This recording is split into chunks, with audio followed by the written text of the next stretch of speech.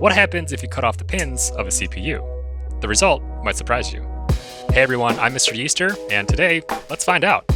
This here is an AMD FX 6300, which is one of the older AMD chips. I think it was released in 2012, 2013, something like that. And if we flip it over, we can see that there's hundreds of these tiny little pins extruding from the underside. When pins stick out of the processor like this, it's what's known as PGA, or pin grid array, a fairly common trait of modern AMD CPUs.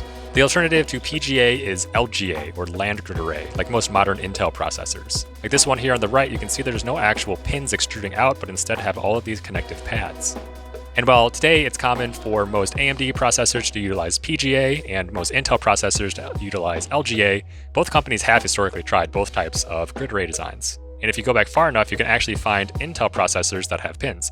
So this is kind of hard to tell because I've polished off half of this chip, but this is an Intel CPU. And if we take it out of the socket, you can see that it actually does have pins extruding out the bottom. Now there are pros and cons and differences between the PGA and LGA processors, one of them requiring different compatible motherboard socket designs. For example, if you have a PGA processor, you'll need a compatible motherboard socket so that these pins can actually slot in correctly.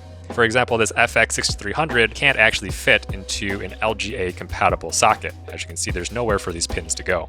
And another major difference between PGA and LGA is the fragility of the processors themselves. So coming back to our AMD FX 6300, there are in fact over 1,000 pins extruding from this underside, each of which are responsible for a very specific task when plugged into the receiving ports on the motherboard. Now, all of these tiny pins are notoriously easy to damage, which is why CPUs come packaged in these protective clamshells.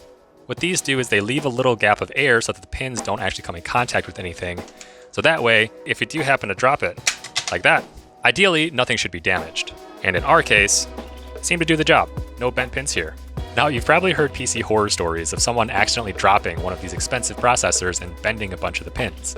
And while this is a real problem and best to avoid altogether, does a CPU actually need every single one of these pins to be intact in order to function? To find out, it's time to perform some CPU surgery. For the process of actually cutting off one of these pins, we're gonna need a knife. Okay, maybe a smaller knife, like an X-Acto blade. Perfect. Now that we're all set, this pin right here is gonna be our victim. As always, please don't try this at home.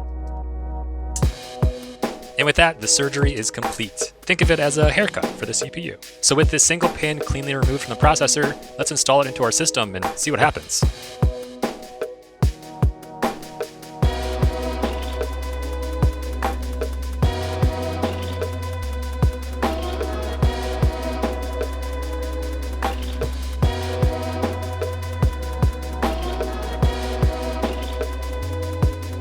I just plugged in both of those USBs first time. That's incredible. I should go play the lottery. All right, with our system assembled, let's power it on. In this instance, to power this on, I'm just going to short out the power pins on the motherboard using a metal object, in this case, a screwdriver.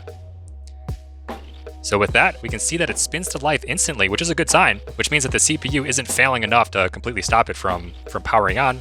And with that, we see that it actually boots. That's awesome. Let's go. And if we look into BIOS, we can see that it's clearly being recognized as an AMD FX 6300, which is exactly what it should be recognized as. However, let's take this one step further, load into Windows, and see if we can stress test this to see if anything breaks. So with that, let's get into Windows. Now that Windows is loaded up, let's put this guy through some stress tests. To monitor my hardware, I like to use a program called MSI Afterburner, which is what all these line graphs are. This top one is CPU temperature. You can also take a look at its bus usage, power limit, etc. And for stress testing, I like to use a program called Prime 95. And when we activate that, we can see the temperature of the CPU start to rise. And if a CPU can sustain this type of stress test, I'm confident that it can survive things like playing video games and editing and things like that. We'll let it run here for a little bit to see if there's any issues. Typically, if a CPU is unstable, it'll fail one of these tests and completely shut down the computer. Now that the stress test has been running for a little while, it's clear that the system is completely stable, which is fascinating considering the CPU has one fewer pin than it should. Now that we know that this processor still functions properly, what's actually happening here? Why is it able to run as normal without this pin being in place? And what was the actual responsibility of this particular pin? And to dig into that, let's take a look at the actual design schematic for this particular processor.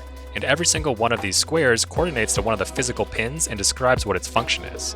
Some of the pins are responsible for measuring voltage, other pins are responsible for interfacing with memory, but what was the responsibility of the pin that we cut off? As a reminder, the pin we cut off was the farthest right pin on the top row if we orient the CPU with the golden corner in the top right. This schematic is actually top down, so if you want to look at it bottom up from the pin perspective, we have to flip it around, so all of the words will be backwards. But if we look at the top right, which in this case, the pin that we cut off is responsible for VSS. And what does that stand for? If we take a look at the functional data sheet, we eventually will find VSS right here, which is responsible for grounding the CPU.